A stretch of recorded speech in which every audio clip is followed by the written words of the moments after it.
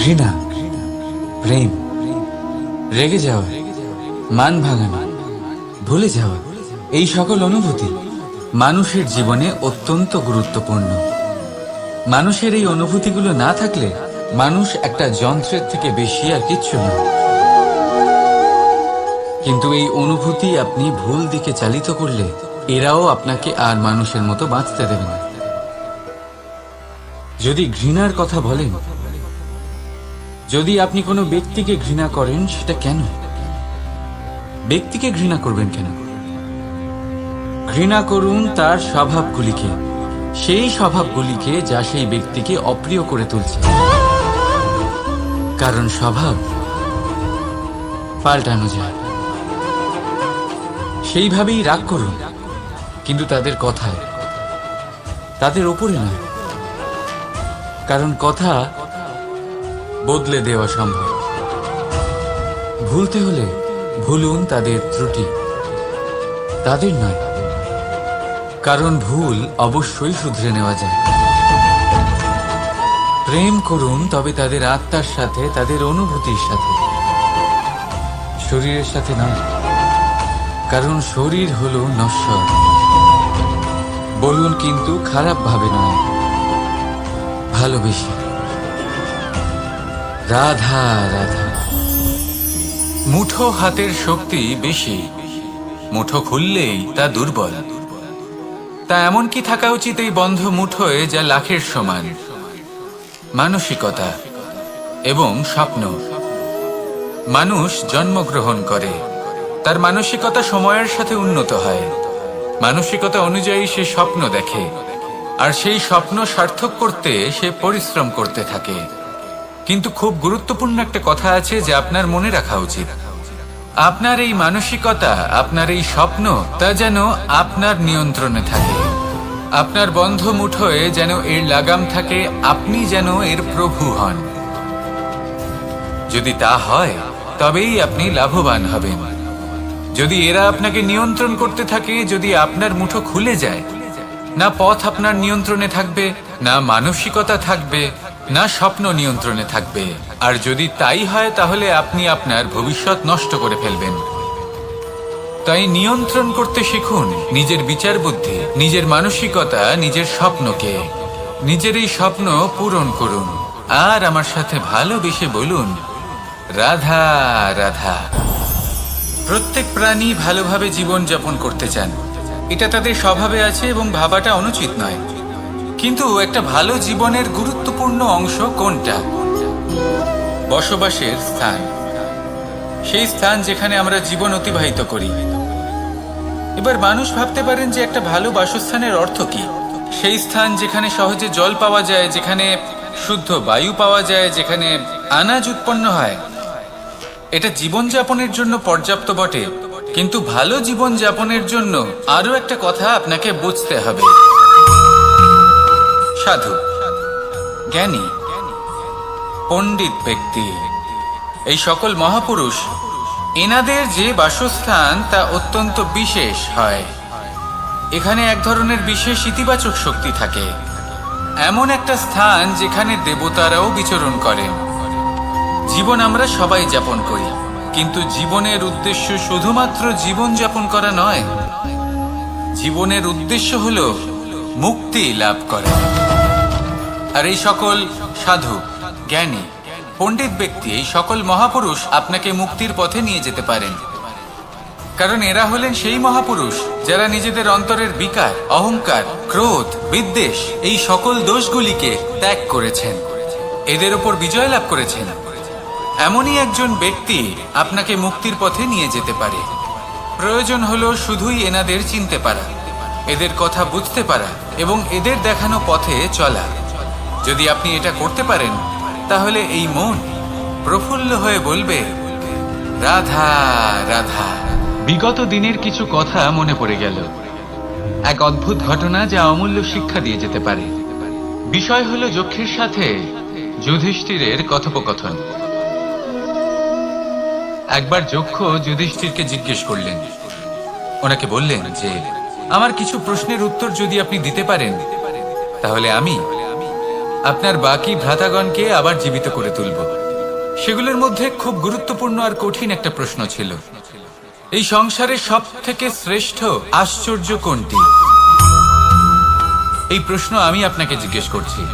এবার কেউ বলবেন স্বর্ণ দ্বারা নির্মিত লঙ্কা, এটি হলো সংসারের সব থেকে বড় আশ্চর্য। কেউ বলবেন বরফে ঢাকা সেই পর্বত যা আকাশ স্পর্শ করে। কেউ বলবেন সেই সমুদ্র যার গভীরতা মাপা অসম্ভব ব্যাপার। কেউ বলবেন সেই বায়ু যা আমরা দেখতে পাই না, কিন্তু তা আমাদের জীবন দান করে। সংসারের সব থেকে বড় আশ্চর্য কি, সেই প্রশ্নের উত্তর যুধিষ্ঠির দিয়েছিলেন, আর তা ছিল শ্রেষ্ঠ উত্তর এবং উচিত। উনি বলেছিলেন যে সংসারে প্রতিদিন কোনো ব্যক্তি জন্ম লাভ করেন আর কোনো ব্যক্তি মৃত্যুও লাভ করেন। এবার এই কথাটা সবাই জানেন, সবাই বোঝেন যে যখন জন্মেছি তখন কোনো একদিন আমিও অবশ্যই মৃত্যু লাভ করব। এবার যখন এই কথা প্রত্যেকটা মানুষ জানেন, তখন কেন প্রত্যেক মানুষ এই চিন্তায় থাকেন, এই নিয়ে কষ্ট পান, এই নিয়ে ব্যাকুল হয়ে থাকেন যে উনি একদিন মৃত্যু লাভ করবেন, তার থেকে দূরে পালাতে চেষ্টা করেন? বলেন যে আমি মৃত্যু লাভ করতে চাই না। কেন? যেখানে কোনো না কোনো দিন এটা অবশ্যই হবে। এ হলো ব্রহ্ম সত্য। এই যে ব্যাকুলতা, এই ভয়, এই যন্ত্রণা, এই চিন্তা তার মনকে বাঁচতেই দেয় না, এই জীবন অনুভবই করতে দেয় না। সেই জন্য এই চিন্তা, ব্যাকুলতা, ভয় এসবের কি লাভ? কোনো লাভ নেই। সেই জন্য যতক্ষণ জীবনযাপন করছেন প্রত্যেক মুহূর্ত যেন শ্রেষ্ঠ হয়, আনন্দময় হয়, প্রেমের দ্বারা পরিপূর্ণ হয়, সেই চেষ্টা করুন। চেষ্টা করুন যাতে আপনি যে কাজ করছেন তার দ্বারা যেন অন্যের মঙ্গল হয়। এই প্রচেষ্টাই আপনার জীবনকে প্রসন্নতা আর প্রেম দ্বারা ভরিয়ে তুলবে। এই মন সুপ্রসন্ন হয়ে বলবে, রাধা রাধা। এই পুকুর দেখছেন আপনি? বাচ্চা, বৃদ্ধ, যুবক, যাকেই আমি জিজ্ঞেস করব এটা কি, সবার উত্তর সেই একই হবে। উত্তর তখনই বদলাবে যখন প্রশ্ন এটা হবে যে আপনি এই পুকুরে কি করতে চান। কেউ বলবে আমি এমনি এর পাড়ে বসে এই জল স্পর্শ করে ঠান্ডা হাওয়ার আনন্দ অনুভব করতে চাই। কেউ বলবে আমি এই পুকুরে সাঁতার কাটতে চাই। কেউ বলবে কাগজের নৌকা বানিয়ে আমি এতে ভাসিয়ে দিতে চাই। কেউ বলবে আমি মাছ ধরে নিজের জীবন যাপন করতে চাই, ইত্যাদি ইত্যাদি। আপনাকে একটা কথা বলে রাখি, আমাদের জীবনও এই পুকুরেরই মতন, একই রকম। কিন্তু আমরা এই জীবন নিয়ে কি করব সেই সিদ্ধান্ত আমাদের। এই পুকুরে আপনি মুক্তও পাবেন, আবার পাঁকও পাবেন। যদি আপনি মুক্ত পেতে চান তাহলে এই পুকুরের গভীরে আপনাকে যেতে হবে, ততটাই চেষ্টা করতে হবে যতটা করলে আপনি সেই মুক্ত অর্জন করতে পারবেন। না হলে শুধু পাঁকে হাত পড়বে। তাই যা আমি সর্বদা বলে থাকি, সিদ্ধান্ত আপনার। রাধা রাধা। এই সংসারের সব থেকে বড় সুখ কি? কেউ বলবেন নিজের লক্ষ্য প্রাপ্ত করা, কেউ বলবেন ধন উপার্জন করা, কেউ বলবেন নিদ্রাই সব থেকে বড় সুখ, কেউ বলবেন রাজ্য লাভ করা, আবার কেউ বলবেন মাতার হাত থেকে খাবার খাওয়া, আদি ইত্যাদি। কিন্তু যদি সত্যি কথা বলি, এই সংসারের সব থেকে বড় সুখ হলো সেবা করা। কখনো কাউকে সেবা করে দেখুন। এই সেবা দ্বারা অন্য কোনো মানুষের আশীর্বাদ লাভ করাতেই সুখ রয়েছে। আপনার সেবা ভাব দ্বারা যখন কোনো মানুষ নিজের অন্তরাত্মা থেকে আপনাকে আশীর্বাদ করে, তার থেকে বড় সুখ আর কিছুই নেই। কারণ প্রত্যেক মানুষের মধ্যে ঈশ্বর বাস করেন। নরের সেবাই হলো নারায়ণের সেবা। নিষ্কাম সেবা করাই হলো সব থেকে বড় সুখ। তাই নিজের অন্তরে সেবার এই ভাব জাগ্রত করুন। যে সুখের কথা আমি বলছি সেই সুখ অনুভব করেই দেখুন। এই মন সুপ্রসন্ন হয়ে বলবে, রাধা রাধা। বাহ, পুষ্পের সুবাস আমার খুব ভালো লাগে। অত্যন্ত সুন্দর হয় এই পুষ্প। এইভাবে চারিদিকে পুষ্প দেখে মন আনন্দিত হয়ে ওঠে। এবার আপনারা ভেবে দেখুন, আমার চারিদিকে পুষ্প নয়, আগুন আছে। তাহলে কি হবে? আমার শরীর কি জ্বলে যাবে না? অবশ্যই জ্বলবে। শরীরকে কি আগুনের তাপ সহ্য করতে হবে না? অবশ্যই সহ্য করতে হবে। এটাই হলো প্রকৃতির নিয়ম। এই নিয়ম কিন্তু আমরা সবাই জানি, কিন্তু আমাদের মধ্যে বেশিরভাগ মানুষ এই বিভ্রান্তি নিয়ে বাঁচি যে এই যে প্রকৃতির নিয়ম, তা আমার ওপর প্রযোজ্য নয়। তা কিন্তু নয়। আমাদের চতুর্দিকে এই যে নিসর্গ রয়েছে, আমরা তার কতটা ক্ষতি করি সেটা একবার ভেবে দেখুন। আমরা বনাঞ্চল জ্বালিয়ে দিই, বায়ু দূষিত করি, জল দূষিত করি, প্রাণীদের হত্যা আমরা করি। কেন? এই নিসর্গ আমরা নষ্ট করি, যদিও আমরা জানি যে আমরাও হলাম এই নিসর্গেরই অংশ। এবার দেখুন, শরীরের কোনো অংশে যদি আগুন ধরান, আস্তে আস্তে সমস্ত শরীরও জ্বলে যাবে। সেইভাবেই নিসর্গ যদি নষ্ট হয়ে যায়, তাহলে মনুষ্য জাতিও নষ্ট হয়ে যাবে। তাই এই যে নিসর্গ আপনি দেখছেন, এই পুষ্প, এই বৃক্ষ, বায়ু, জল, এদের সকলকে রক্ষা করুন, নষ্ট নয়। মনে রাখবেন, যদি নিসর্গ থাকে মানুষ থাকবে, যদি নিসর্গ থাকে তাহলেই জীবন থাকবে। আসুন আমার সাথে ভালোবেসে বলুন, রাধা রাধা। এই সংসারে সবাই বলেন আমি অর্জুনের মতো হয়ে উঠতে চাই। সবাই চায় যে তারাও যেন অর্জুনের মতো গান্ডীব লাভ করে। তারাও চায় যে তাদেরকেও মহাদেব এসে পশুপতি অস্ত্র দান করবেন। তারাও এটাই চায় মহাভারতের মতো মহাসংগ্রামে বিজয়ী হতে। কিন্তু সবাই ভুলে যান যে অর্জুন যা হতে পেরেছিলেন সবকিছুই অর্জন করেছিলেন। যদি আপনিও অর্জুনের মতো গান্ডীব লাভ করতে চান, তবে আপনাকেও তার মতোই শ্রেষ্ঠ কাঠ নির্বাচন করতে হবে। সেই কর্ম আপনাকেই করতে হবে। তার প্রত্যঞ্চা যাতে তীব্র হয়, তার জন্য আপনাকে সর্বশ্রেষ্ঠ দড়ি খুঁজে বের করতে হবে। আপনার বাণ যাতে ঘাতক হয়, সেই জন্য আপনাকে নতুন নতুন ধাতু খুঁজে বের করতে হবে। সেই শিক্ষা আপনাকে লাভ করতে হবে, তবেই আপনার ইচ্ছে পূর্ণ হবে। অর্জুন হওয়া বড়ই সরল, যদি আপনি কিভাবে অর্জন করতে হয় তা জানেন। শুধুমাত্র স্বপ্ন দেখেন যারা, তারা কখনোই অর্জন করতে পারবেন না। কিন্তু যদি কেউ অজ্ঞাতবাস ভোগ করতে পারে, যদি কেউ লাক্ষাগৃহ থেকে পালিয়ে বাঁচতে পারে, যদি কেউ কঠোর তপস্যা করতে পারে, প্রতীক্ষা করতে পারে এবং পরিশ্রম করতে পারে, তাহলে সে অর্জুন অবশ্যই হয়ে উঠবে।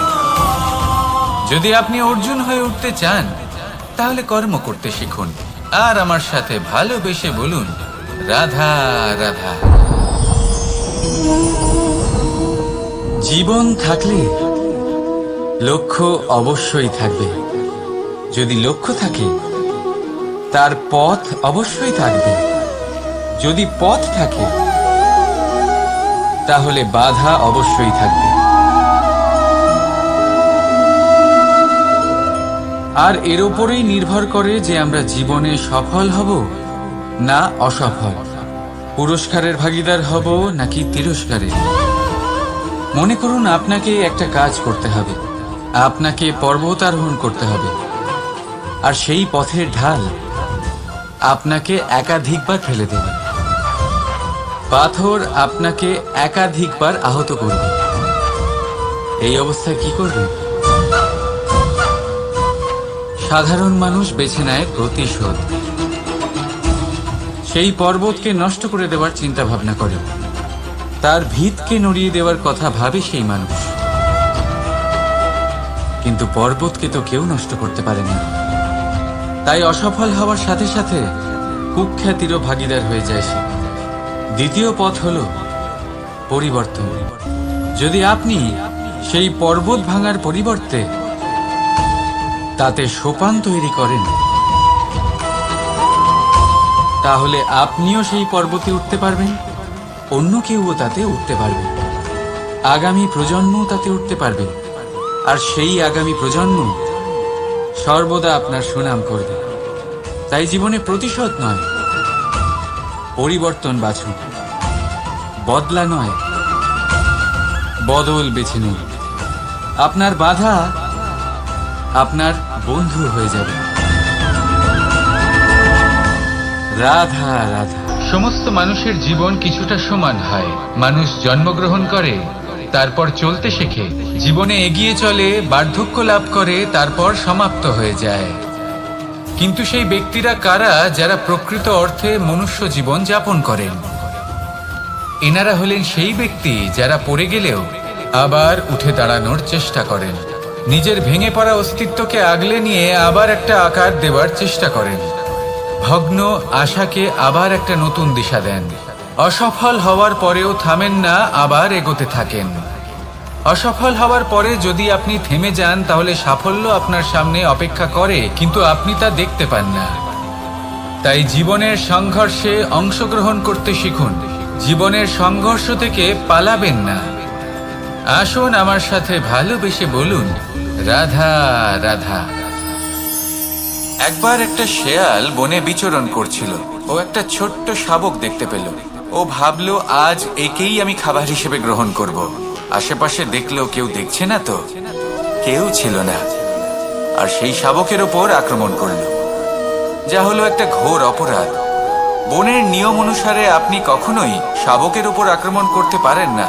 তারপর এই খবরটা যখন রাজা সিংহ জানতে পারলেন, সভার আয়োজন করলেন।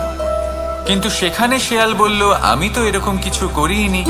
কিন্তু যদি আপনি এরকম বলেন, কোনো প্রমাণ দিন, এর কোনো সাক্ষী আছে? তখন রাজা সিংহ পেঁচাকে ডেকে পাঠালেন, যে সেই মুহূর্তে বৃক্ষের শাখার ওপর বসেছিল। সে সব কিছু দেখেছিল।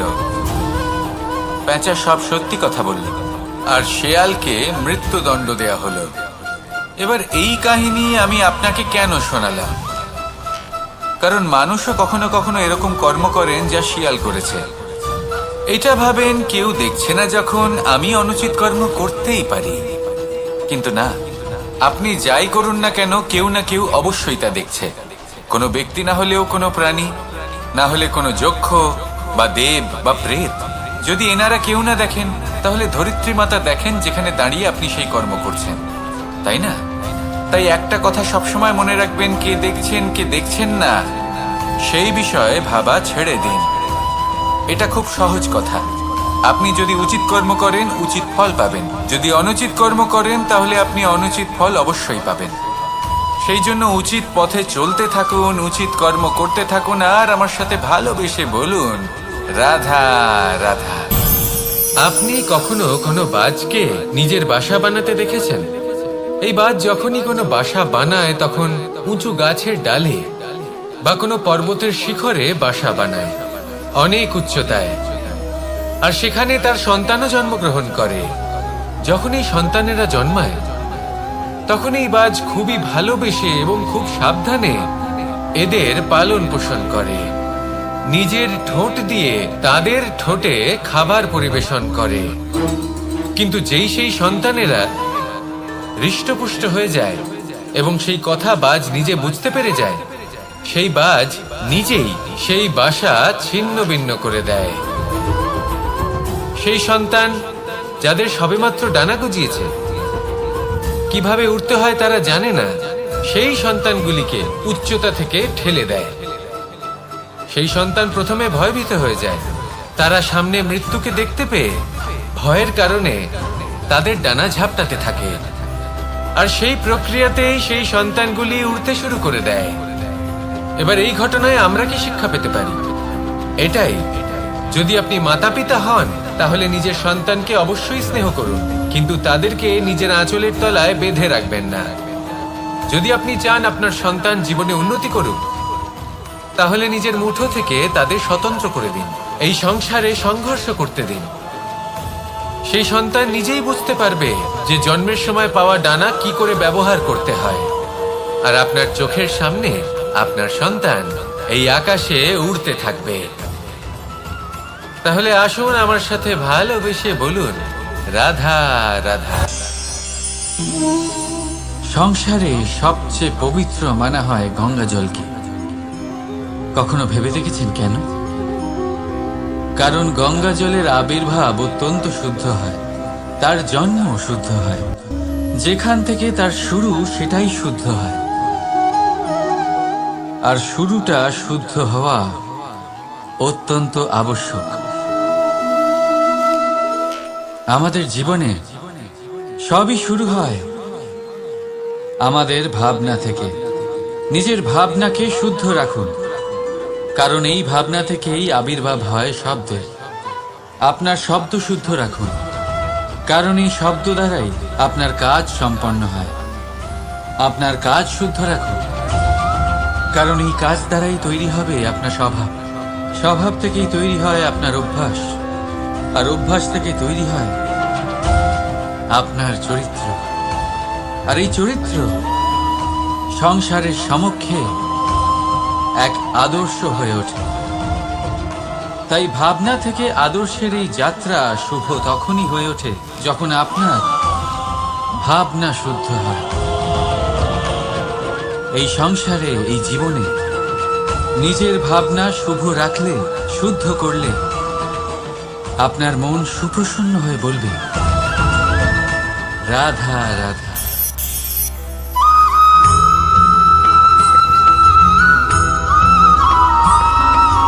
বসন্ত ঋতু, এই সময় মন আনন্দে ভরে থাকে। এমন মনে হয় যেন আমরা আকাশে বিচরণ করতে চলে যাই, কিন্তু সেটা তো সম্ভব নয়। সেই জন্য হয়তো আমরা ঘুড়ি ওড়াই, এই ঘুড়িকে নিজেদের প্রতিরূপ মনে করে। এবার অনেক মানুষ আছেন যারা ঘুড়ি ওড়ান, কিন্তু এই কর্মের সারমর্ম কি সেটা কজন বুঝতে পারেন?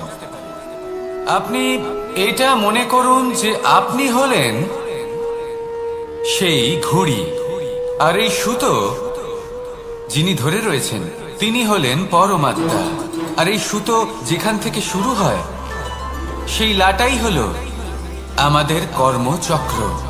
এবার আপনি নিজেই অনুমান করুন যে এই উড়ান কার ওপর নির্ভরশীল? পরমাত্মার ওপর আর আপনার কর্মের ওপর।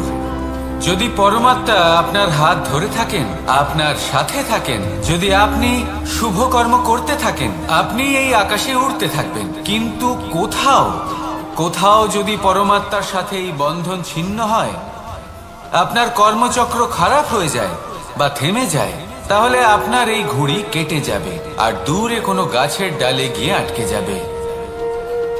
তাই শুধুমাত্র ঘুড়ি ওড়াবেন না, তার থেকে শিখুন, পরমাত্মার সাহচর্যে থাকুন, সবসময় শুভ কর্ম করতে থাকুন, আর সবসময় এই আকাশে উড়তে থাকুন।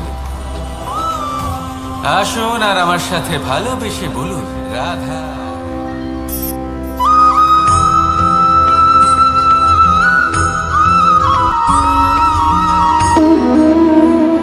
সম্পর্ক হলো আমাদের জীবনের একটি আধার। কিছু সম্পর্ক এমন যা আমরা জন্মসূত্রে লাভ করি, যেমন পরিবার, মা, বাবা। কিছু সম্পর্ক আছে যা আমরা জীবনে অর্জন করে থাকি, তা সে প্রেমের হোক, স্নেহের হোক বা বন্ধুত্বের। এই সকল সম্পর্ক লাভ করার বা গড়ে তোলার 5টি ধাপ রয়েছে। প্রথম ধাপ, কোনো ব্যক্তির সাথে আলাপ হওয়া, তার সাথে কথা বলা বা তাকে দেখা। দ্বিতীয় ধাপ, সে ব্যক্তিকে আমাদের ভালো লাগা। তৃতীয় ধাপ, আমাদের এটা চাইতে শুরু করা যে জীবনে এই ব্যক্তি যেন আমাদের বন্ধু হন, আমাদের জীবনে থাকেন, বা আমাদের কাউকে ভালোবেসে ফেলা। আর এটা আমাদের ভাবা বা চাওয়া যে সেই ব্যক্তি যেন আজীবন আমার সাথে থাকেন, আমার জীবনে আমার সাথী হয়ে। চতুর্থ ধাপ, লাভ করা। এবার এই ধাপটি অনেক মানুষের পক্ষেই খুবই সরল হয়, বড়ই সরলভাবে নিজেদের সঙ্গীকে লাভ করে থাকে। কিছু মানুষের জন্য এই ধাপ অত্যন্ত কঠিন হয়ে থাকে। অনেক প্রতিকূল পরিস্থিতির উপর জয়লাভ করে তারা সঙ্গীকে লাভ করেন, কিন্তু লাভ অবশ্যই করেন।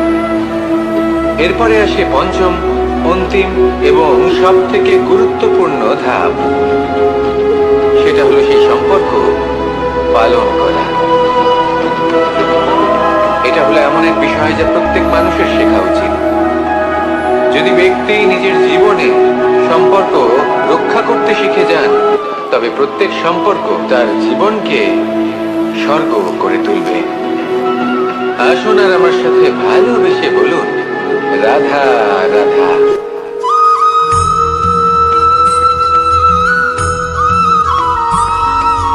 জীবনে যখন কোনো ব্যক্তি নিজের লক্ষ্য প্রাপ্তির জন্য নিরন্তর পরিশ্রম করতে থাকেন, চেষ্টা করতে থাকেন, তখন তিনি কষ্ট অনুভব করেন, কখনো শারীরিক কষ্ট, কখনো মানসিক কষ্ট। এবার উনি এটা ভাবতে থাকেন যে আমি কি উচিত করছি নাকি অনুচিত করছি। কারণ অন্যদিকে এমন একজন ব্যক্তিও আছেন যিনি একদমই পরিশ্রম চেষ্টা করছেন না। তিনি মদিরা পান করেন, বিলাসিতায় জীবন কাটান, অলস প্রকৃতির হয়ে ওঠেন, নিদ্রাতে বিলীন হয়ে থাকেন আর ভাবেন যে তিনি সুখ লাভ করছেন। কিন্তু এরকম কেন হয়? কারণ যখন আমরা সৎ পথে থাকি, উচিত পথে চলি, লক্ষ্য প্রাপ্ত করার জন্য চেষ্টা করতে থাকি, তখন আমাদের ভেতরে থাকা নেতিবাচক শক্তি এবং পাপ এই দেহকে ত্যাগ করে দেয়। আর এই অনুভূতিটাই আমাদের দুঃখের অনুভূতি দেয়, কষ্ট দেয়। এবার সেখানে যদি আমরা কুপথে চলি, অনুচিত পথে চলতে থাকি, তাহলে আমাদের ভেতরে থাকা পুণ্য এবং ধনাত্মক শক্তি আমাদের দেহ ত্যাগ করে দেয়। আর এই অনুভূতির কারণেই আমরা সুখ অনুভব করি।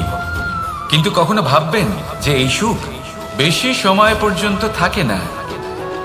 সেই জন্য সবসময় মনে রাখবেন, যদি আপনি জানেন যে এটাই আপনার লক্ষ্য, এটাই উচিত পথ, শুভ পথ, তাতে নিরন্তরভাবে এগিয়ে যেতে চেষ্টা করতে থাকুন। এই কষ্ট আপনাকে সুখের পরাকাষ্ঠায় কখন পৌঁছে দেবে তা আপনি জানতেই পারবেন না। আসুন আমার সাথে ভালোবেসে বলুন, রাধা রাধা।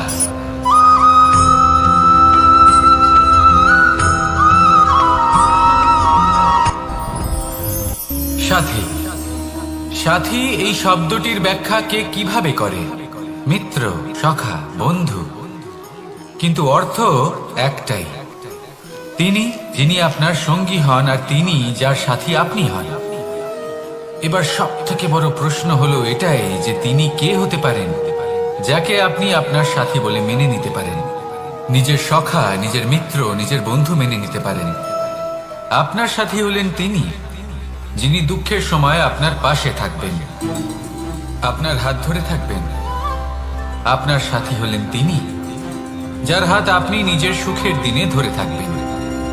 সেই সাথীরই হাত ধরুন যিনি দুঃখে সবসময় আপনাকে সাহায্য করার জন্য তৎপর হয়ে থাকেন, আপনার পাশে থাকেন, আর যাকে সুখের দিনে আপনি আপনার সাথে রাখতে পারেন। আর যখন আপনার সাথে আপনার এই সাথী থাকবে, তখন আপনি এটা বুঝবেন যে যখন জীবনে দুঃখ আসে, তখন এই দুঃখ কমে যায়, সবার মধ্যে ভাগ হয়ে যায়। আর যদি তখন সুখ আসে, তাহলে সেটা সবার উপস্থিতিতে আরো বেড়ে যায়। এটাই হলো প্রেম, এটাই হলো ভালোবাসা, এটাই হলো সঙ্গ। যেমন সম্পর্ক আমার আর রাধার মাঝে। তাহলে আসুন আর আমার সাথে ভালোবেসে বলুন, রাধা রাধা।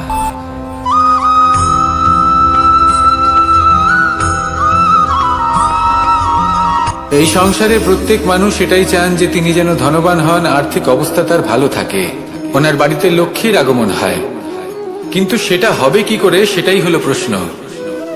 কেউ বলেন যে যদি পরিশ্রম করো তাহলে ধন অর্জন সম্ভব, কেউ বলেন যে যদি বিদ্যা লাভ হয় তবেই ধন অর্জন সম্ভব, কেউ বলেন যে যদি বলশালী হও তবেই সম্পন্ন থাকবে। ভালো কথা, যদি তাই হয়ে থাকে, তবে দিনমজুর সারা দিন পরিশ্রম করেন, তিনি কেন ধনী হন না? অনেকজন বিদ্বান মানুষ আছেন এই সংসারে, তারা কেন ধনবান হন না? অনেক সংখ্যক বলশালী ব্যক্তি আছেন, তাদের কাছে ধন নেই কেন? তাদের কেন ধনের অভাব হয়?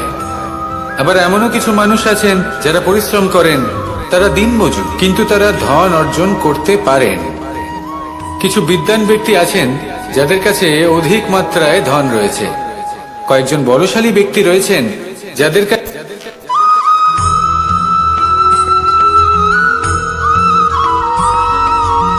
পঞ্চতত্ত্বের মধ্যে দ্বিতীয় তত্ত্ব হল ধরণী, ভূমি।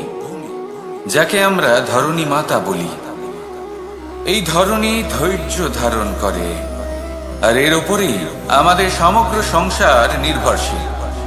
কারণ এই ভূমি সহ্য ক্ষমতা রাখে, এর সহ্য ক্ষমতা হলো অপরিসীম।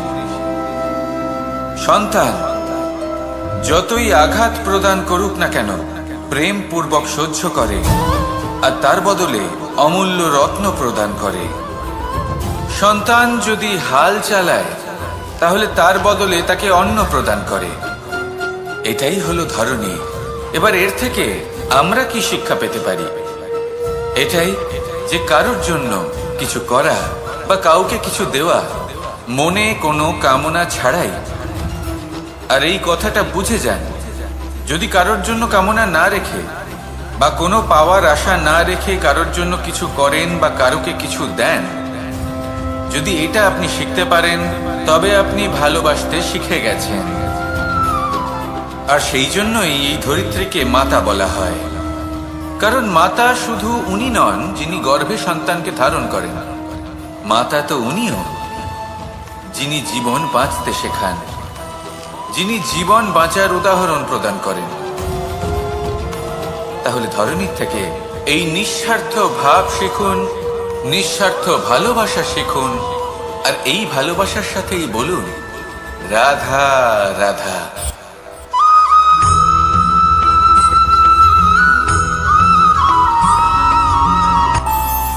আমাদের মনে যখন কোনো প্রশ্ন ওঠে, কোনো দ্বন্দ্ব জাগে, তখন আমরা যাই আমাদের গুরুর কাছে, আমাদের আরাধ্যের কাছে গিয়ে জিজ্ঞেস করি। এইভাবেই একদিন আমি পৌঁছলাম আমার আরাধ্যের কাছে, আমার মহাদেবের কাছে, আর ওনাকে প্রশ্ন করলাম যে মহাদেব, জীবনে আনন্দ পাওয়ার, উৎসব পালনের, প্রেম ভাগ করে নেবার, জীবনকে উপভোগ করে নেওয়ার সর্বশ্রেষ্ঠ সময় কোনটা? মহাদেব হাসলেন আর উনি বললেন, জীবনে উৎসব পালনের সব থেকে শ্রেষ্ঠ দিন হলো মৃত্যুর ঠিক আগের দিনটা। প্রেম ভাগ করে নেওয়ার সব থেকে শ্রেষ্ঠ মুহূর্ত হলো মৃত্যুর ঠিক আগের মুহূর্ত। জীবনকে উপভোগ করে নেওয়ার সর্বশ্রেষ্ঠ প্রহর হলো মৃত্যুর এক প্রহর পূর্বে। তখন আমি চমকে গেলাম। আমি বললাম, কিন্তু মহাদেব, মৃত্যু তো অনিশ্চিত, আমরা জানিও না কবে আমাদের মৃত্যু হবে। মহাদেব আবার হাসলেন। উনি বললেন যে যদি আমরা এভাবে জীবন কাটাই যে আমরা জীবনের প্রত্যেক দিন, প্রত্যেক মুহূর্ত, প্রত্যেক প্রহর শেষ বলে মনে করি, তাহলে আমাদের সমস্ত জীবন আনন্দের সাথেই অতিবাহিত হবে। কি বলেন?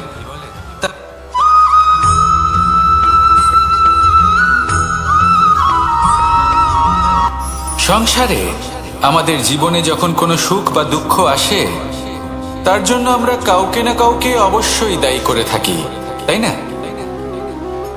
এই ব্যক্তি আমাদের সাথে এরকম কাজ করেছেন, তাই আমার সাথে এমন হলো। ওই ব্যক্তি যদি এমনটা না করতেন, তাহলে আজ আমি ওই স্থানে পৌঁছতে পারতাম।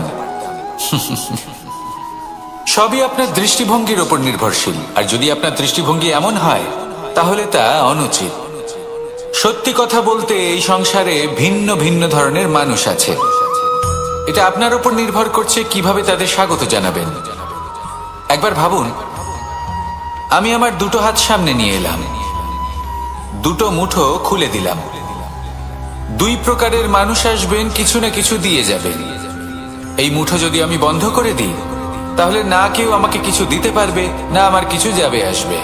নিশ্চয়ই বুঝতে পারছেন এই দুই ধরনের ব্যক্তি কারা এবং তারা কি দিয়ে যান। আমি যদি নিজের মুঠো খুলে দিই, তাহলে কিছু ভালো মানুষ আসবেন, আমাকে আনন্দ, সন্তুষ্টি, জ্ঞান প্রদান করে যাবেন, ভালো অভিজ্ঞতা দিয়ে যাবেন। কোনো খারাপ ব্যক্তি যদি আসেন, তাহলে তিনিও খারাপ অভিজ্ঞতা দেবেন, যার থেকে আমি শিক্ষা লাভ করব। এই সব কিছু আমি লাভ করতে পারি। মুঠো যদি বন্ধ করে রাখি, তাহলে আমি কিছুই পাবো না। দেখুন, এই সংসারে প্রত্যেকের জীবনে এরকম। প্রত্যেকের জীবনে সবকিছুই আছে, ভালো খারাপ দুই মানুষই আছে, ভালো অভিজ্ঞতা আছে, খারাপ অভিজ্ঞতা আছে। নির্ভর করছে আপনার উপর যে আপনি কি করবেন, এনাদের স্বাগত কিভাবে জানাবেন, কার থেকে কি বুঝবেন, কি শিখতে পারবেন, আর কোন দৃষ্টিভঙ্গি নিয়ে অগ্রসর হবেন। এটাই নির্ধারণ করবে যে আপনার জীবন কেমন হবে। আসুন আমার সাথে ভালোবেসে বলুন, রাধা রাধা।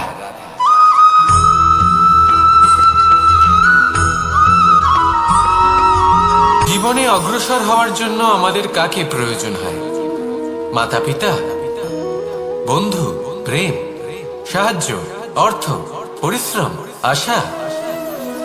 ভিন্ন ভিন্ন মানুষ ভিন্ন ভিন্ন বিকল্প চয়ন করে। যদি আমি আপনাকে বলি,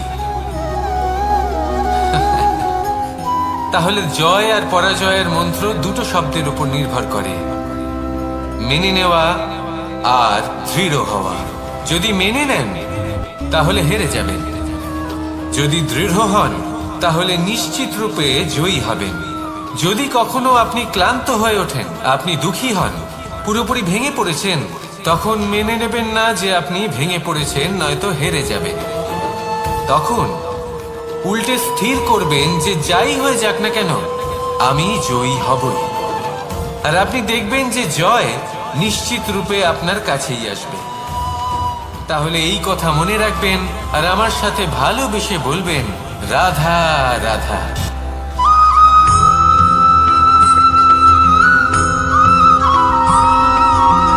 ভালো, শুধু ওনাদের কঠোর ব্যবহার দেখলে আমরা একটু ভয় পেয়ে যাই। এবার ওনাদের এই কঠোর ব্যবহার আমাদের ভালো না লাগলেও অত্যন্ত আবশ্যক, কারণ মাতার থেকে আমরা যে শক্তি লাভ করি তা যেন নিয়ন্ত্রণ হারিয়ে বিধ্বংসী না হয়ে ওঠে।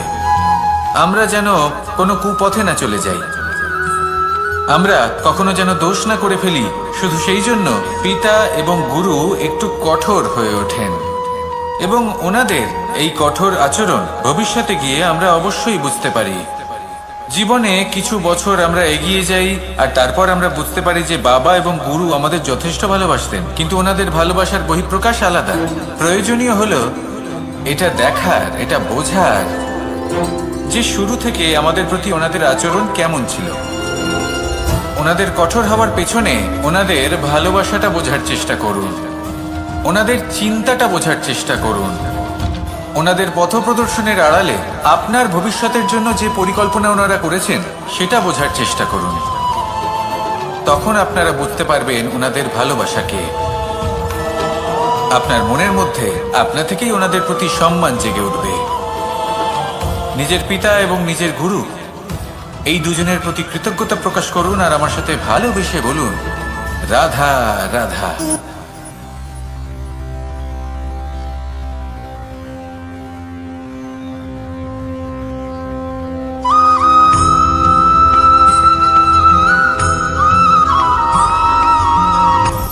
আপনি কখনো পর্বতের শিখরে উঠেছেন? আপনি দেখতে পাবেন পর্বতের পদতলে প্রচুর সুন্দর ফুল রয়েছে, সবুজ বনানী রয়েছে। যত আপনি ওপরে উঠতে থাকবেন তত ফুল কমতে থাকবে, সবুজ বনানী কমতে থাকবে। আরো কিছুটা ওপরে উঠলে কাঁটা জাতীয় গাছ দেখতে পাবেন, শুকনো গাছ দেখতে পাবেন। আরো যদি ওপরে ওঠেন তাহলে পাষাণ দেখতে পাবেন। আরো উপরে উঠলে হিমখণ্ড দেখতে পাবেন। এই যে পর্বত, তা মনুষ্য জীবনের সব থেকে উত্তম উদাহরণ। মানুষ যখন সাফল্যের শিখরে পৌঁছতে চান, মহানুভবতার শিখরে পৌঁছতে চান, পথে যত আস্তে আস্তে উপরে উঠতে থাকেন ততই ভৌতিক বস্তু তার থেকে বিচ্ছিন্ন হতে থাকে। যদি তিনি সেই ভৌতিক বস্তুগুলি ত্যাগ না করতে পারেন তাহলে কখনোই সেই স্থানে পৌঁছতে পারবেন না। আর মানুষ যদি উচিত ত্যাগ করতে পারেন, পথে অগ্রসর হতে থাকেন, এগোতে থাকেন, তাহলে একদিন না একদিন তিনি মহানুভবতার, জ্ঞানের, সাফল্যের হিমের স্বাদ অবশ্যই লাভ করবেন। মনে রাখবেন, মানব জীবনে ত্যাগ হলো অত্যন্ত গুরুত্বপূর্ণ অংশ। আসুন আমার সাথে ভালোবেসে বলুন, রাধা রাধা।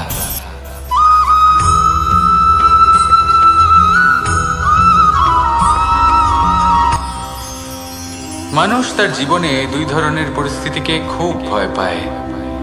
এক, কোনো কারণবশত কারোর সামনে নত হওয়া। দুই, কোনো কারণে নিজের চরিত্র থেকে, নিজের মূল্যবোধ থেকে বিচ্যুত হওয়া। এবার কেন হয় এরকম যে কথায় কথায় কারোর সামনে নত হতে হয়? কেন বারংবার নিজের চরিত্র থেকে চ্যুত হতে হয়? এরকম কেন হয়? এটা তখনই হয় যখন আমাদের শিক্ষা এবং মূল্যবোধের অভাব থাকে। যদি মানুষের মধ্যে প্রকৃত শিক্ষা থাকে তাহলে এই সংসারে কোনো সময় এবং কারোর সামনেই নত হওয়ার কোনো প্রয়োজন নেই। যদি মানুষের মধ্যে মূল্যবোধ থাকে তাহলে তাকে নিজের মূল্যবোধ বা চরিত্র থেকে বিচ্যুত হতে হয় না, তা সে যাই হয়ে যাক না কেন। কোনো বালককে যদি জন্ম থেকেই সুশিক্ষার অধিকারী করা হয়, শিক্ষিত করা হয়, মূল্যবোধের অধিকারী করা হয়, তবে সে এই সংসারে এমন কর্ম করবে যাতে সে নিজেকে, নিজের পরিবারকে, সমগ্র সমাজকে গর্বিত করতে পারে। শিক্ষা লাভ করুন, মূল্যবোধ লাভ করুন এবং আমার সাথে ভালোবেসে বলুন, রাধা রাধা।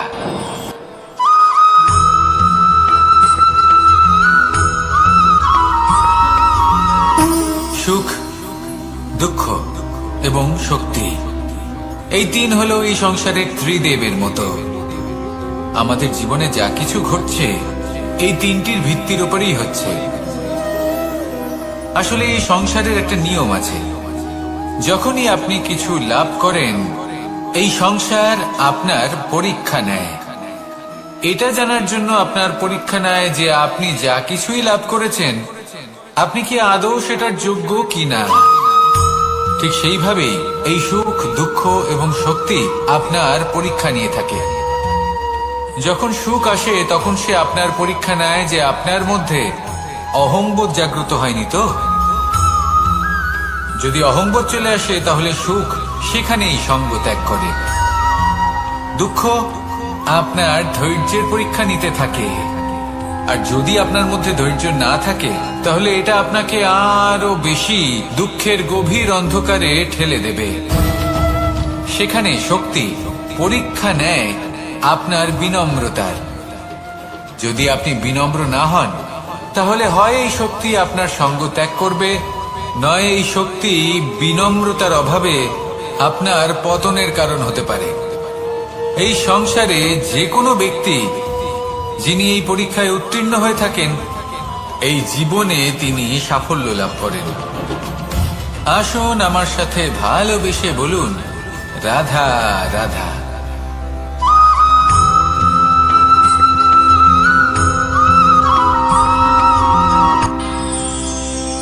আমরা সবাই সূর্যকে সম্মান কেন করি? কারণ আমরা জানি যে সন্ধেবেলা যখন সূর্যাস্ত হবে তখন শুধুমাত্র অন্ধকার বাকি থাকবে। ঠিক কিছুটা এরকমই হয় আমাদের মাতা পিতাও, যিনি আমাদের জন্ম দেন, আমাদের ভরণ পোষণ করেন, আমাদের বড় করেন, আমাদের প্রেম প্রদান করেন। কখনো কখনো তাদের মুখ থেকে কটু কথা নিঃসৃত হয়, আমাদের দুঃখ হয়, কিন্তু তখন আমাদের এটা বোঝা উচিত এগুলি নিঃসৃত হচ্ছে আমাদেরই মঙ্গলের জন্য। যেমন সূর্যদেব, উনিও উত্তাপ দিয়ে থাকেন আমাদেরই মঙ্গলের জন্য, যাতে ফসল পাকতে পারে, যাতে জল বাষ্প হয়ে মেঘ হতে পারে, বৃষ্টি হতে পারে, আর এই সংসারে নিরন্তর জলের প্রবাহ থাকে। আমাদের মাতা পিতা, তাদের কঠোর আচরণ, তাদের কঠোর অনুশাসনের পেছনে লুকিয়ে থাকে ওনাদের ভালোবাসা। আমাদের তা বুঝতে হবে, সসম্মানে ওনাদের গ্রহণ করতে হবে। কারণ ঠিক সূর্যাস্তের পরে যেমন চতুর্দিক অন্ধকারচ্ছন্ন হয়ে যায়, তেমনি আমাদের জীবন থেকে যখন আমাদের মাতা পিতা চলে যায় তখন আমাদের জীবনেও শুধু এবং শুধুমাত্র অন্ধকারই ছেয়ে থাকে। সেই জন্য নিজের মাতা পিতাকে সম্মান করুন, ওনাদের ভালোবাসা প্রদান করুন। এই মন আর এই জীবন প্রসন্ন হয়ে বলবে, রাধা রাধা।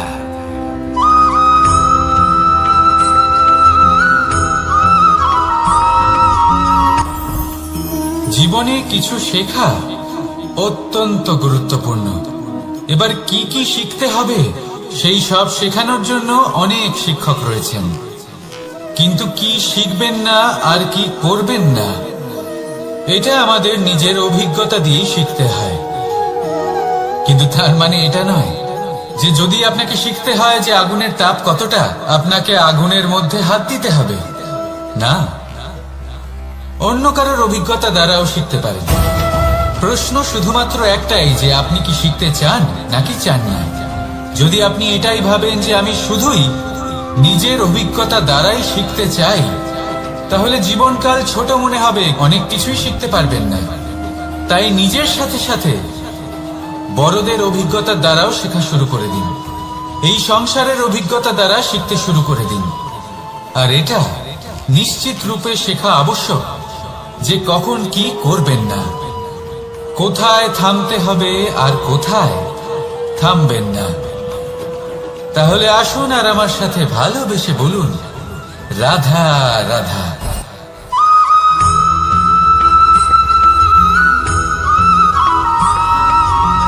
এই সংসারে সব থেকে বেশি কোমল বস্তু হলো রেশম। এই রেশম এতটাই কোমল হয় যে এর পুরো একটা থান শুধুমাত্র একটা হাতে ধরা সম্ভব। কখনো ভেবে দেখেছেন এই রেশম কিভাবে হয়? একটি কীট তার লালার দ্বারা উৎপন্ন হয়। এই কীট সেই রেশমকে পাক দিতে থাকে, পাক দিতেই থাকে আর আস্তে আস্তে তার মধ্যেই জড়িয়ে পড়ে। শেষে ওর এই সুন্দর অমূল্য সৃষ্টি রেশমের এই সুতো তার নির্মাণ কার্য পূর্ণ হয়, কিন্তু তাতেই ও নিজে বন্দী হয়ে যায়। নিজেরই মায়াজালের এই বন্দী গৃহে নিজেই ফেঁসে যায়। এবার এই সুতোকে ব্যবহারযোগ্য করে তোলার জন্য এই কীটগুলিকে এই কবচের সাথেই ফুটন্ত জলে ফেলে দেওয়া হয়। এই সংসারে যদি আমাদের স্বপ্ন এই সংসারের দুঃখ হরণ করার জন্য, এই সংসারে সুখ বিতরণ করার জন্য হয়, তবেই আমাদের প্রগতি সম্ভব। যদি আমাদের এই স্বপ্ন শুধুই আমাদের এবং আমাদের স্বার্থ সিদ্ধির জন্য হয়, তাহলে এই স্বপ্ন আমাদের অন্ধ করে দেবে, আমাদের অন্ধকারের পথে নিয়ে যাবে, আর আমরাও সেই কীটের মতো হয়ে যাব। নিজেদেরই মায়াজালে আমরা নিজেই ফেঁসে যাব, আর শেষে আমরা যদি কিছু লাভ করি তা হবে একাকিত্ব, অন্ধকারময় মৃত্যু। তাই স্বপ্ন অবশ্যই দেখুন, কিন্তু এমন ভাবে স্বপ্ন দেখবেন না যে তার এই বন্দিগৃহে আপনি নিজেই ফেঁসে গেলেন। স্বপ্ন দেখুন পরোপকারে।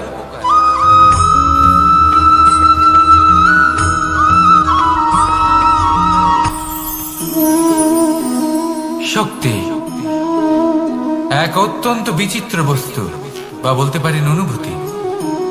পিতা সবসময় চান যেন তিনি তার শক্তি পুত্রকে। আসুন আপনাকে সহজে বোঝাই। যদি আপনি সুপাত্র হন আর আপনাকে শক্তি দেওয়া হয়, তাহলে আপনি সেই শক্তির গুরুত্ব বুঝবেন, কোথায় সেই শক্তি প্রয়োগ করা উচিত সেটা বুঝবেন। আর এটা যেহেতু অর্জন করা শক্তি হবে, সেই শক্তির অপব্যবহার হবে না। কিন্তু যদি এই আপনি কুপাত্র হন আর যদি আপনাকে এই শক্তি দেওয়া হয়, তাহলে কি হবে? দেখতে গেলে এই শক্তি আপনি দান হিসেবে পেয়েছেন, তাই না আপনি এই শক্তির গুরুত্ব বুঝবেন আর না এর প্রয়োগ আপনি জানবেন। তার অপব্যবহার হওয়া সুনিশ্চিত। তাই যদি আপনি কোনো শক্তি অর্জন করতে চান, তাহলে আগে তার যোগ্য হয়ে উঠুন, পুত্র নয় পাত্র হয়ে উঠুন। আর আমার সাথে ভালোবেসে বলুন, রাধা রাধা।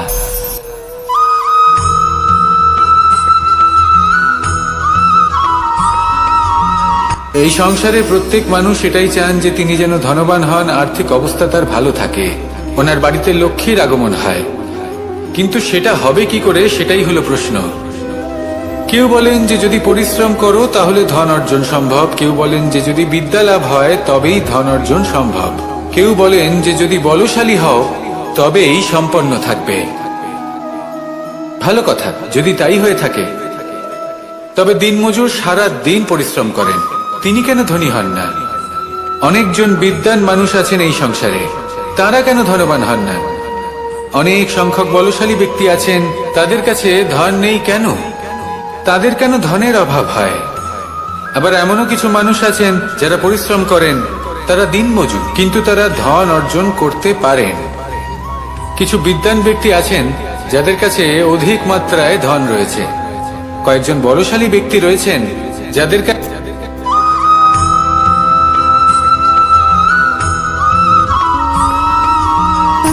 সুখ, দুঃখ এবং শক্তি, এই তিন হলো এই সংসারের ত্রিদেবের মতো। আমাদের জীবনে যা কিছু ঘটছে এই তিনটির ভিত্তির উপরেই হচ্ছে। আসলে এই সংসারের একটা নিয়ম আছে, যখনই আপনি কিছু লাভ করেন এই সংসার আপনার পরীক্ষা নেয়। এটা জানার জন্য আপনার পরীক্ষা নেয় যে আপনি যা কিছুই লাভ করেছেন আপনি কি আদৌ সেটার যোগ্য কিনা। ঠিক সেইভাবেই এই সুখ, দুঃখ এবং শক্তি আপনার পরীক্ষা নিয়ে থাকে। যখন সুখ আসে তখন সে আপনার পরীক্ষা নেয় যে আপনার মধ্যে অহংবোধ জাগ্রত হয়নি তো। যদি অহংবোধ চলে আসে তাহলে সুখ সেখানেই সঙ্গ ত্যাগ করে। দুঃখ আপনার ধৈর্যের পরীক্ষা নিতে থাকে, আর যদি আপনার মধ্যে ধৈর্য না থাকে তাহলে এটা আপনাকে আরো বেশি দুঃখের গভীর অন্ধকারে ঠেলে দেবে। সেখানে শক্তি পরীক্ষা নেয় আপনার বিনম্রতার। যদি আপনি বিনম্র না হন তাহলে হয় এই শক্তি আপনার সঙ্গ ত্যাগ করবে, নয় এই শক্তি বিনম্রতার অভাবে আপনার পতনের কারণ হতে পারে। এই সংসারে যে কোনো ব্যক্তি যিনি এই পরীক্ষায় উত্তীর্ণ হয়ে থাকেন এই জীবনে তিনি সাফল্য লাভ করেন। আসুন আমার সাথে ভালোবেসে বলুন, রাধা রাধা।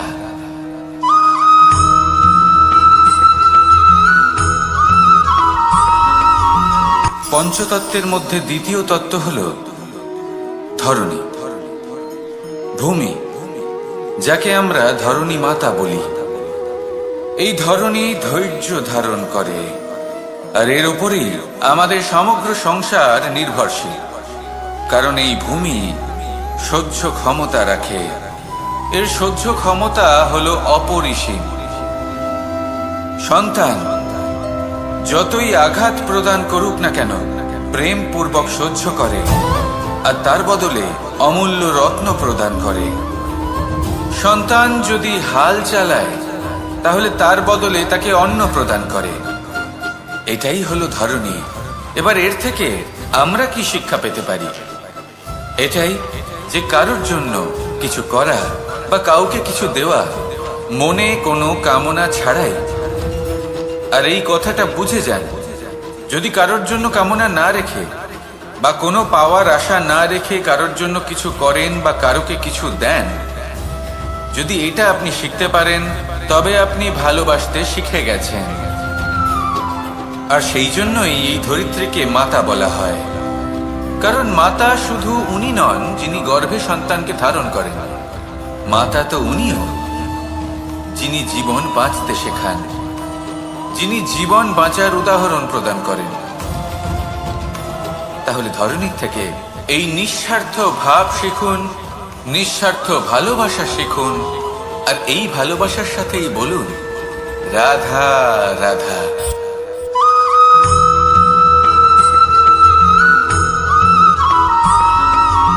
মানুষ জন্মগ্রহণ করে, তার সাথে ভয়েরও জন্ম হয়।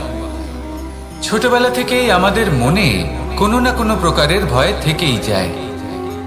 কেউ এই বিষয়ে ভয় পায় যে তার কোনো বস্তু তার থেকে দূরে চলে যাবে, কেউ এই বিষয়ে ভয় পায় যে আমি নিজেকে হারিয়ে ফেলব, কেউ এই ভেবে ভয় পায় যে আমার প্রিয়জনেরা তারা যেন আমার থেকে দূরে না চলে যায়, কেউ এই ভেবে ভয় পায় যে আমরা যেন পথ না হারিয়ে ফেলি, আদি ইত্যাদি। কিন্তু সত্যি কথা বলতে ভেবে দেখুন এই ভয় বাস্তবে কি? শুধুই একটা মনস্থিতি, আর কিছুই নয়। যা কিছু আপনি জীবনে পেয়েছেন তা একদিন আপনাকে হারাতে হবে। এই জীবন হলো আপনারই, কিন্তু তাও একদিন সমাপ্ত হবে। তাই ভয় পেয়ে কি লাভ? এই ভয় শুধু আপনাকে জীবন যাপন করা থেকে বাধা দিচ্ছে, আর কিচ্ছু নয়। পথ হারিয়ে ফেললেই বুঝতে পারবেন যে নতুন পথ কিভাবে বানাতে হয়। কিছু মানুষকে জীবন থেকে হারালে তবেই আপনি বুঝবেন যে আপনার আপনজনকে। এই ভয়ের কারণে ভীত হয়ে থাকবেন না। এই তারা নক্ষত্র অন্ধকারের অভাবে গুরুত্ব হারায়। শিবকেও মহাদেব হওয়ার জন্য বিষ পান করতে হয়েছিল। প্রত্যেক পরিস্থিতি, প্রত্যেক সাফল্য আপনার পরীক্ষা নেবে, তাতে উত্তীর্ণ হওয়া হলো আপনার কর্ম। যখনই আপনি ভয় পাবেন বা সংকটের সম্মুখীন হবেন তখন সাহসের সাথে তার সম্মুখীন হন। মনে রাখবেন, যে সম্মুখীন হতে জানে সাফল্য তার সাথে সব সময় থাকে। আসুন আর আমার সাথে ভালোবেসে বলুন, রাধা রাধা।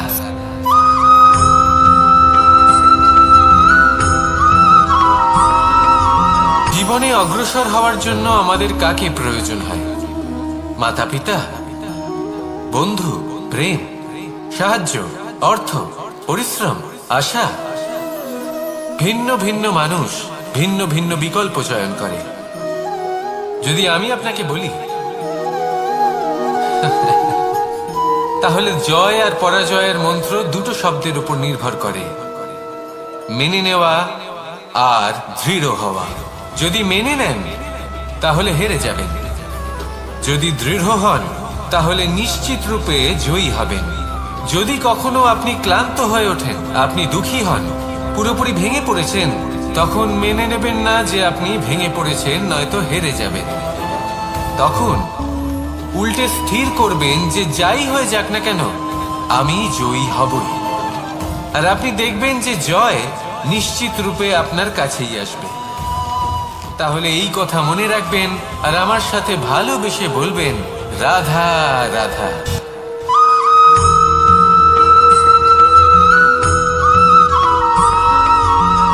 এই সংসারে কোনো বস্তু হোক বা ব্যক্তি হোক, তার একার গুরুত্ব কিন্তু খুব বেশি নয়। একটা উদাহরণ হিসেবে বৃষ্টির ফোঁটাকে ভেবে দেখুন। যদি একটি বৃষ্টির ফোঁটা হয় তাহলে তার খুব বেশি গুরুত্ব থাকে না, কিন্তু যখন সহস্র বৃষ্টির ফোঁটা মেঘের মধ্যে দিয়ে ঝরে পড়ে তখন সেটা বর্ষার রূপ ধারণ করে। সেই বর্ষা যাই প্রকৃতিকে শান্ত করে। সেইভাবেই পাথরের ছোট টুকরো তার খুব বেশি গুরুত্ব থাকে না, কিন্তু যখন অসংখ্য পাথরের টুকরো একত্রিত হয় তখন তা পর্বতের আকার ধারণ করে। সেইভাবেই কিছু মানুষ যখন একত্রিত হন তখন তৈরি হয় পরিবার, কিছু পরিবার যখন একত্রিত হয় তখন তৈরি হয় সমাজ, যখন অনেক সংখ্যক সমাজ একত্রিত হয় তখন তৈরি হয় রাজ্য। এবার এই রাজ্যের সব থেকে গুরুত্বপূর্ণ ব্যক্তি হতে পারেন রাজা, কিন্তু তাও সেই রাজা একা কিছু করতে পারেন না। যুদ্ধ লড়ার সময় তারও নিজের সৈন্যদলকে প্রয়োজন পড়ে। কিন্তু এই সংসারে এমন একজন ব্যক্তি আছেন যিনি একাই সব কাজ করতে থাকেন, এবং সেই ব্যক্তি হলেন মা। আমাদের জীবনে একজন পিতার ভূমিকা কিন্তু নিঃসন্দেহে অমূল্য, কিন্তু আমাদের সকলের জীবনে যে ভূমিকা একজন মায়ের তা অন্য কারোর থাকে না। একজন মা একাই সন্তানকে বড় করতে পারেন, সংস্কারী করে তুলতে পারেন, তার জন্য পরিশ্রম করেন। আর এত কিছু কাজ করার পরেও তার কাজের জন্য তিনি প্রশংসা অবশ্য পান না। উল্টে যদি সেই সন্তান অনুচিত পথে চালিত হয়, অনুচিত কর্ম করে, তখন সেই মাকেই অপবাদের পাত্র হয়ে উঠতে হয়। আমাদের জীবনে মায়ের যোগদান কতটা সেটা বুঝুন। আপনাকে বড় করে তোলার জন্য উনি কতটা পরিশ্রম করেছেন সেটা বুঝুন। আজ থেকে, এখন থেকে, এই মুহূর্ত থেকে মাকে সম্মান করতে শিখুন। যখন সময় পাবেন, যখন সুযোগ হবে, তখন তার প্রশংসা করুন, ওনারও ভালো লাগবে। আর মায়ের এই মমতার জন্য, তার এই ভূমিকার জন্য আসুন সবাই মিলে আমরা তাকে প্রণাম করি, আর সকলে মিলে ভালোবেসে বলি, রাধা রাধা।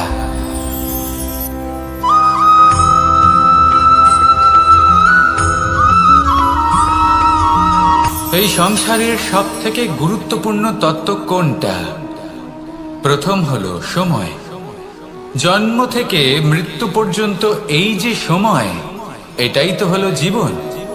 দ্বিতীয় হলো জীবন, যাতে আমরা সময়ের সদ্ব্যবহার করি, শ্রেষ্ঠ থেকে শ্রেষ্ঠতর কাজ করার চেষ্টা করি, বহু বছরের এই পরম্পরা, এই সংস্কৃতিকে এগিয়ে নিয়ে যাওয়ার চেষ্টা করি, এই সংসারে আমরা অংশগ্রহণ করতে চেষ্টা করি।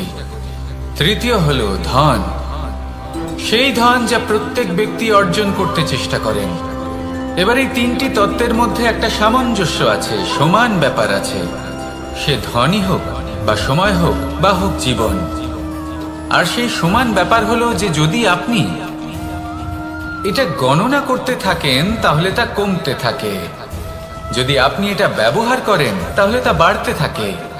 একে সংগঠিত করে রাখতে চেষ্টা করলে এ হাত থেকে ফসকে যায়, কিন্তু যদি আপনি একে সামলে রাখতে শিখে যান তাহলে এমন কাজ করবেন যাতে সংসারের সাথে সাথে পরবর্তী প্রজন্ম লাভবান হবে।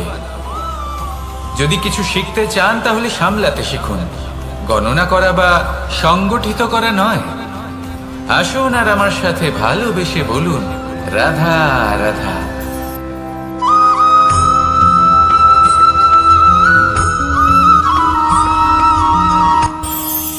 এই সংসারে আমরা প্রকাশ কোথা থেকে পাই?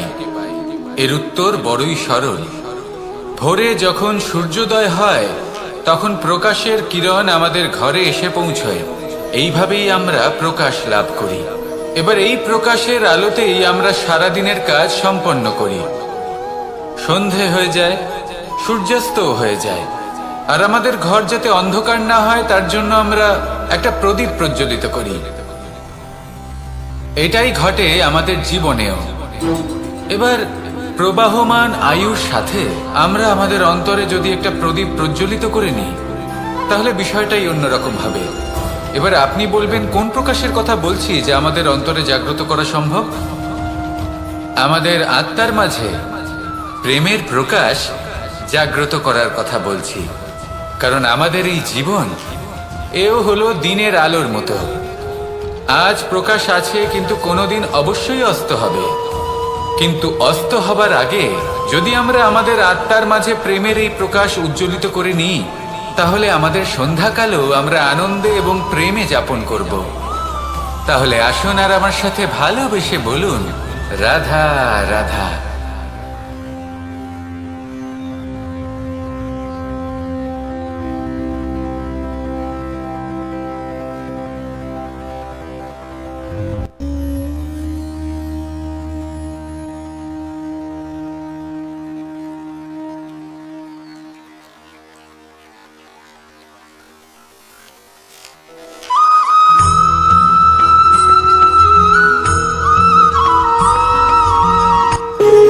যখন মানুষের মৃত্যু হয় তখন কি হয়? অনেক সংখ্যক মানুষ শোক পালন করতে চলে আসেন। যে ব্যক্তি মৃত্যু লাভ করেছেন তার অনেক বস্তু থাকে যেগুলো তার প্রিয়, যেগুলো তিনি ব্যবহার করেছেন। তার শয্যা, তার বস্ত্র, তার আভূষণ সবকিছু তার থেকে বিচ্ছিন্ন করা হয় এবং খালি হাতে তাকে শ্মশানের উদ্দেশ্যে রওনা করা হয়। আমি আপনাকে এই প্রশ্ন করতে চাই, আপনি এই সংসারে কি অর্জন করেছেন? ধন সম্পত্তি, বস্ত্র, আভূষণ, এই সব কিছু যে আপনি অর্জন করেছেন আপনার মৃত্যুর পরে তা আপনার থেকে দূর হয়ে যাবে। এর উত্তর হলো একটাই, আপনার কর্ম। শুধু সেটাই আছে যা একান্ত আপনার, আর শুধু সেটাই এই সংসার থেকে চলে যাওয়ার পরেও সংসারেই জীবিত থাকবে। যদি আপনি দুষ্কর্ম করেন তাহলে এই সংসার আপনাকে একটি অনুচিত উদাহরণ হিসেবে মনে রাখবে যে এই ব্যক্তি খুব পাপী ছিল, অনুচিত কর্ম করতেন। যে পথে তিনি চলেছেন সেই পথে কারোর চলা উচিত নয়। সেখানেই যদি আপনি সৎকর্ম করেন তাহলে সংসার চিরকাল এটাই বলবে যে খুব ভালো মানুষ ছিলেন, সবাইকে ভালোবাসতেন, সবাইকে সাহায্য করতেন, আমার খুব প্রিয় মানুষ ছিলেন। এটাই হলো শ্রেষ্ঠ কর্ম। সেই জন্য জীবনে শুধুমাত্র ধন সম্পত্তি, আভূষণ এই সব অর্জন করতে গিয়ে নিজের মনোনিবেশ করবেন না। শ্রেষ্ঠ কর্ম করুন। সংসার থেকে চলে যাওয়ার পরেও এই কর্মই এই সংসারে আপনাকে জীবিত রাখবে। আসুন আমার সাথে ভালোবেসে বলুন, রাধা রাধা।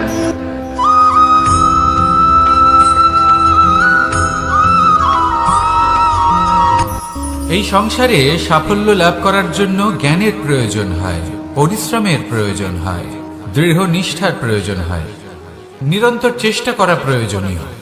কিন্তু আরো কিছু আছে যা অত্যন্ত প্রয়োজনীয় এবং গুরুত্বপূর্ণ। তা হলো ভালো বন্ধু, তাদের থাকা অত্যন্ত প্রয়োজনীয়। যদি ভালো বন্ধু থাকে তাহলে সময় এলে তারা ঢাল হয়ে আপনাকে সুরক্ষা করবেন। সময় এলে অস্ত্রের মতো শত্রুকে সংহারও করবেন। যদি তিনি জ্ঞানী হন, তাদের মধ্যে সদ্গুণ থাকে, তাহলে এই সব গুণ আপনার মধ্যেও প্রবেশ করবে। তাহলে সাফল্যের জন্য ভালো বন্ধু পাওয়া অত্যন্ত প্রয়োজনীয়। কিন্তু শুধু বন্ধু কেন, ভালো শত্রুও থাকা প্রয়োজনীয়। এবার আপনি ভাববেন, আমি কি বললাম? যদি আপনার জীবনেও ভালো অর্থাৎ শক্তিশালী শত্রু থাকে, তাহলে আপনিও শক্তিশালী হতে থাকবেন। এই শত্রু আপনাকে প্রেরিত করবে আরো বেশি শক্তিশালী হয়ে ওঠার। কখনো কোনো হরিণকে দেখুন, তীব্র গতিতে দৌড়তে থাকে। কেন তীব্র গতিতে দৌড়য়? এই কারণে নয় যে কোথাও তার জন্য মধুর ঘাস অপেক্ষা করে রয়েছে, না। সে এই কারণে তীব্র গতিতে দৌড়য় কারণ সেটা না করলে তার পেছনে একটি সিংহ আছে যে ওকে নিজের ভোজন করে ফেলবে। তাই জীবনে বিপদ, সংকট, এই সবকিছুও হলো অত্যন্ত গুরুত্বপূর্ণ। তার সম্মুখীন হতে শিখুন আর আমার সাথে ভালোবেসে বলুন, রাধা রাধা।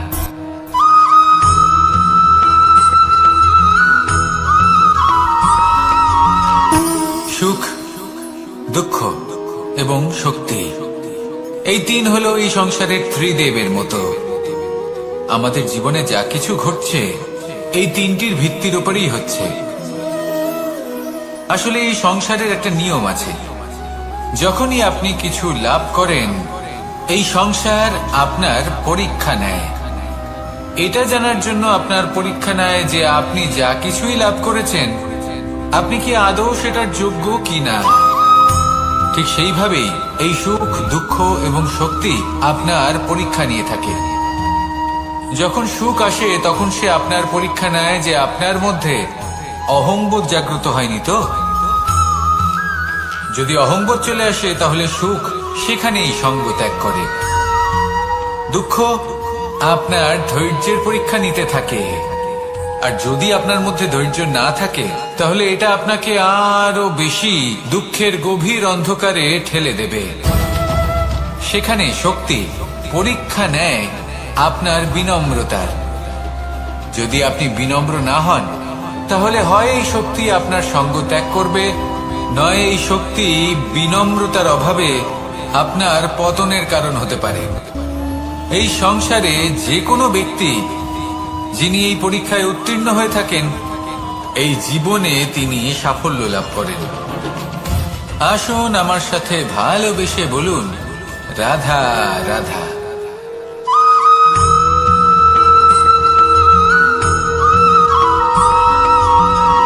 পুরুষার্থ। শাস্ত্রে 4 ধরনের পুরুষার্থের কথা বলা হয়েছে। প্রথম হলো ধর্ম। আপনি কি জানেন এই ধর্ম আসলে কি? আপনার কি মনে হয় ধর্ম আসলে কি? কোনো বিশেষ ঈশ্বরকে মানাই কি ধর্ম বলা হয়? নাকি কোনো বিশেষ রীতি পালন করাই হলো ধর্ম? নাকি কোনো বিশেষ সাহিত্যকে সর্বশ্রেষ্ঠ মনে করাই হলো ধর্ম? না, ধর্ম হলো সেটা যাকে ধারণ করা যেতে পারে। আর ধারণ শুধু সেটাই করা যায় যা পবিত্র। পবিত্র শুধু তাকেই বলা হয় যা নিঃস্বার্থ, যার মধ্যে শাসন করার কোনো ইচ্ছে নেই, যা সরলভাবেই প্রবাহমান, জল এবং বায়ুর মতো। যখন কোনো ব্যক্তি ধর্মকে ধারণ করেন এবং সেই ধর্ম সেই ব্যক্তিকে রক্ষা করে তখন তাকে ধর্ম বলা হয়। ধর্ম যা রক্ষা করে অহংকার থেকে, খারাপ চিন্তার হাত থেকে। সেই জন্য পুরুষার্থ গড়ে তোলার আগে, ধর্ম পালন করার আগে ধর্মের প্রকৃত অর্থ কি সেটা বুঝে নিন। এটা জেনে রাখুন যে সমস্ত ধর্মের আধার, সমস্ত ধর্মের ভিত শুধুমাত্র ভালোবাসা। আসুন আর এই ভালোবাসার সাথেই বলুন, রাধা রাধা।